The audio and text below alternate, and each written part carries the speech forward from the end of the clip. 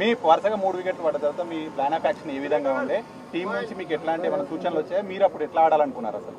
Just నేను ఒకటే ఆ టైంలో జస్ట్ కంట్రీకి చెప్పాను కదా, జస్ట్ కంట్రీని గెలిపించాలి, కంట్రీని ఊహించుకుంటేనే ఆ సిచ్యువేషన్ వాళ్ళు హార్డ్ వచ్చారు నా మీద, పాకిస్తాన్ వాళ్ళు చాలా హార్డ్ వచ్చారు. బట్ ఆ టైంలో నేను కామ్గా ఉన్నా, జస్ట్ గెలిపిస్తే ఎవ్రీథింగ్ విల్ బి ఓకే, అంటే గెలిపిస్తే అన్నీ సెట్ అయిపోతాయి. సో మైండ్లో అది ఒకటే ఉండే, just I want to win my country. So మొదటి నుంచి కూడా మ్యాచ్లో పాకిస్తాన్ ప్లేయర్స్ మన ఇండియా ప్లేయర్స్ని కామెంట్ చేస్తూనే ఉన్నారు, ఆడియన్స్ కావచ్చు అందరూ. దీనికి సంబంధించి ఏం చెప్తారు? ఈ మ్యాచ్ ద్వారా సమాధానం అనుకోవచ్చా స్లెడ్జింగ్ పైన? అఫ్ కోర్స్ పాకిస్తాన్ అంటే ఈ మన ఆపరేషన్ సింధూర్ తర్వాత ఇంకా చాలా హార్డ్గా వచ్చారు వాళ్ళు మా మీద. మేము ఆడేది game, it's just a sport.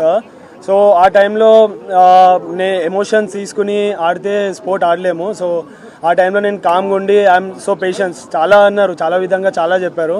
But camera ముందు అవన్నీ నేను ఇప్పుడు చెప్పలేను. బట్ ఆ టైంలో నేను కామ్గా ఉండి రిజర్వ్ ఉండి, ఐ నో ఓన్లీ బ్యాట్తోనే మనం గెలిపిస్తే ఎవ్రీథింగ్ విల్ బి అంతా ఇంకా కామ్గా అయిపోతారు వాళ్ళు.